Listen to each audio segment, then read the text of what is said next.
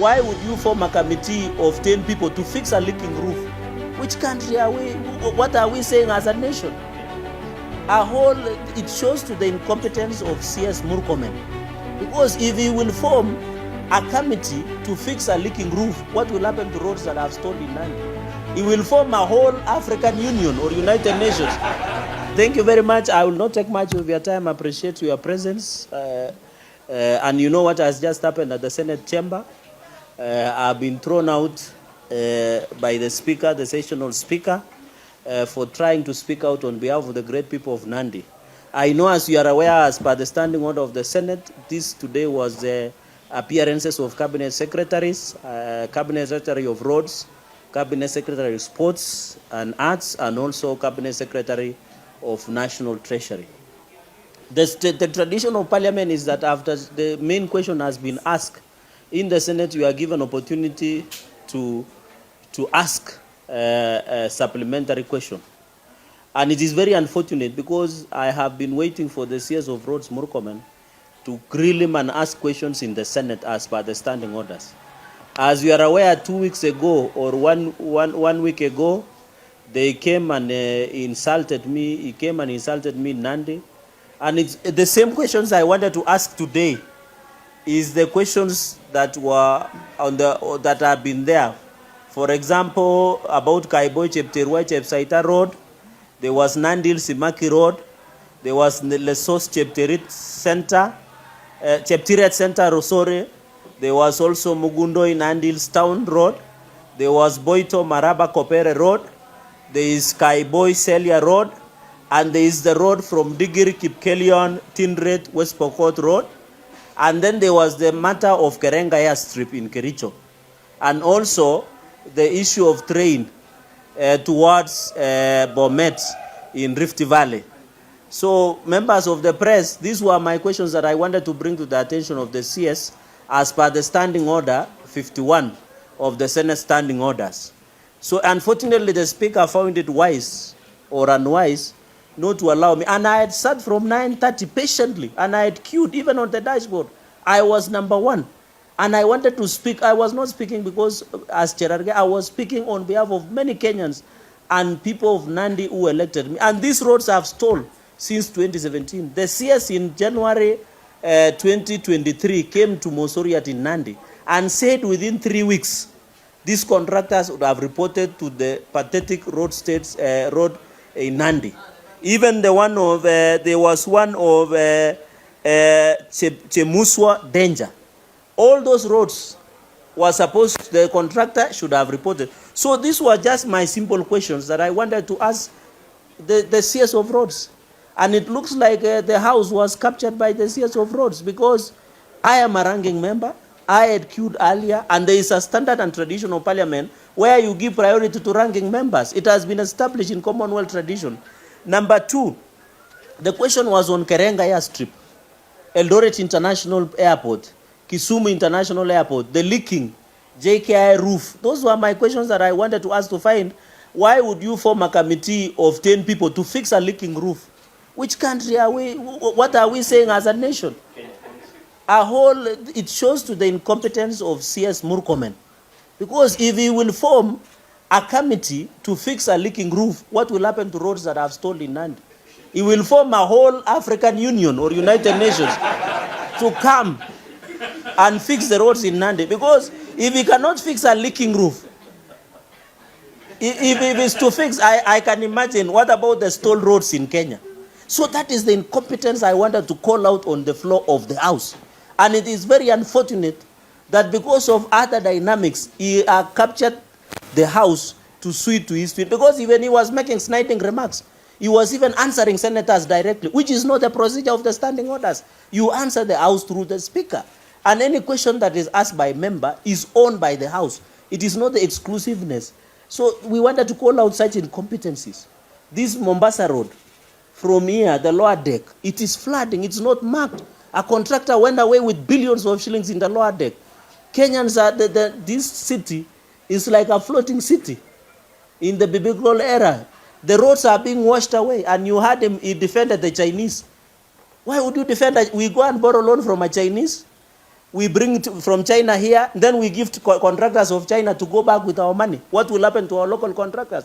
And that is why I'm coming up with a legislative called Public Procurement and Disposal Act to amend, to say that all contracts below 2 billion exclusively to local contractors, which are Kenyans. And number two, all contracts below 200 million should be given to youth and special interest group. And I've shared it is with the legislative services. I know it will be gazetted, and I'll share with this. Number two, another final question I wanted to ask him is on the issue of Kenya Airways. And I'll share you with a copy. I wanted to ask, what is aircraft fuel and oil contracts? The issue is why the aircrafts could not be converted to cargo. Like, for example, he gave out 3 aircrafts. The KQ have granted 3 aircrafts. B7 and 87 registered 5Y, KZJ for 8 months, and 2 aircraft, 737-700 registered 5Y, KQH, and 5Y, KQG since 2020. The questions was the follows, was to ask why the aircrafts could not be converted to cargo owned by KQ like 737-300S, which are much older than 700. Number two, the issue of KQ leases, where aircrafts are parked, you know, like in Heathrow, in Hartsfield, even in New York. Number three, what has happened to the paying of parking fees by the KQ?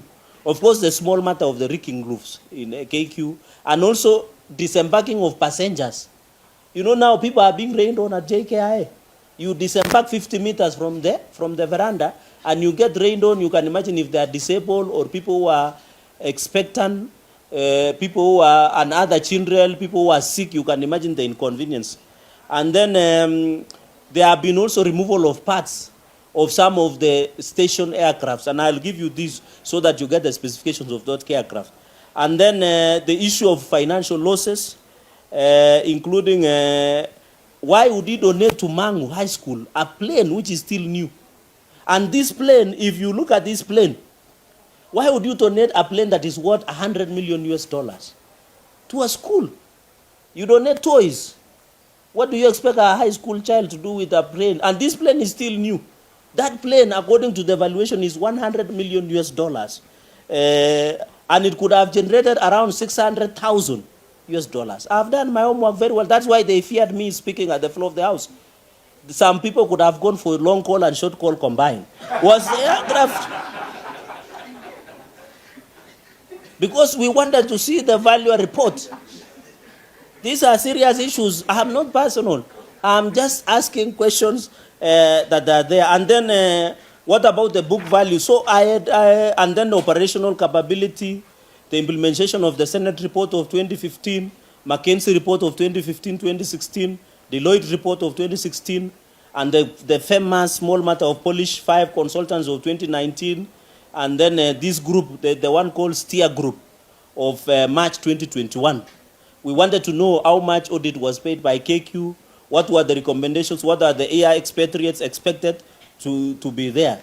So these were they were only 3 questions.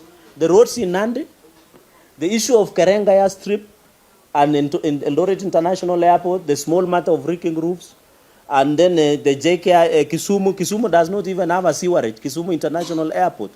And you know, Kerenga, by the way, is very interesting because it's the only airport in Africa and in the world where you get stuck. Have you guys seen a plane which gets stuck?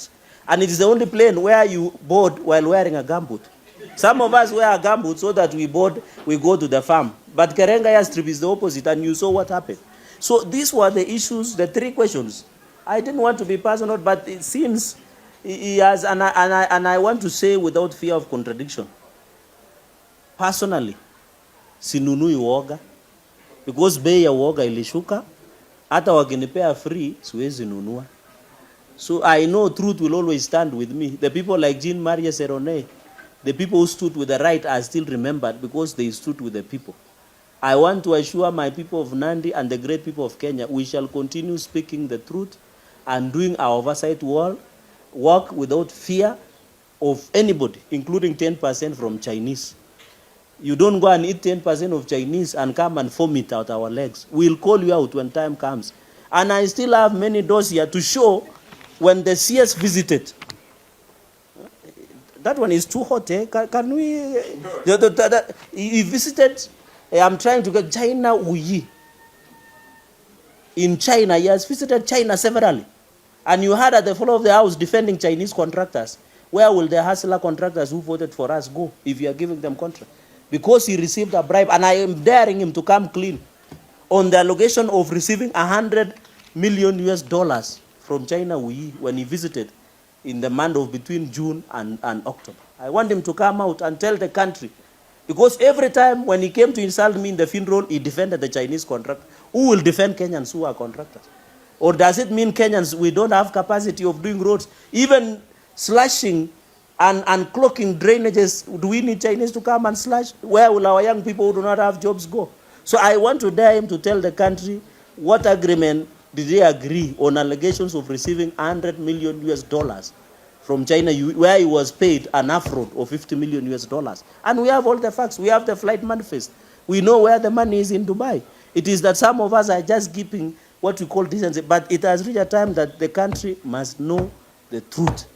And that is why he decided to ensure he gets protection from the house so that some of us do not speak and tell the country the truth. So no questions. I will rest at that. I will keep in touch. I'll just give you the one of KQ so that you can get you can share, because I have a copy, so that you get that specification of that aircraft. And I know media have been very critical to him going around the world. He has been trying to mobilize resources and ensure those resources are brought to the country. My only problem has been cabinet secretaries who sleep on the job, because the president has gone out, talk to the IMF, talk to everybody to get resources. So this year should work. Some of them, instead of working, they go on a shopping spree. They wear 130,000. It's called Salvatore Barmaco. They wear expensive watches. They wear a lot of things instead of concentrating on the core business. And that is our concern. And you know, as the oversight, we have also to assist. And you heard what I said in Bomet before the president. Finally, the president is keen on ensuring equitable development across the country. But the Kiswahili word say, kila mwamba ngoma uvuta kwake. Since I'm elected by the people of Nandi, I am there to always ask, just like any elected leader, to say, where is the share of Nandi? Other people from Mandera will do so. So kila mwamba ngoma uvuta kwake. I cannot answer for the other regions. I can only answer for Nandi, because there are many projects. Of course, issue of subsidized fertilizer, we thank the president, that one has been done. Yesterday we commissioned dryers of maize, it has been done. The price of maize is doing very well. Coffee and sugar reforms are ongoing. The issue of milk prices is being addressed. So this issue of roads, because CS Linturi brought to us dryers to Mosori at NCPB yesterday.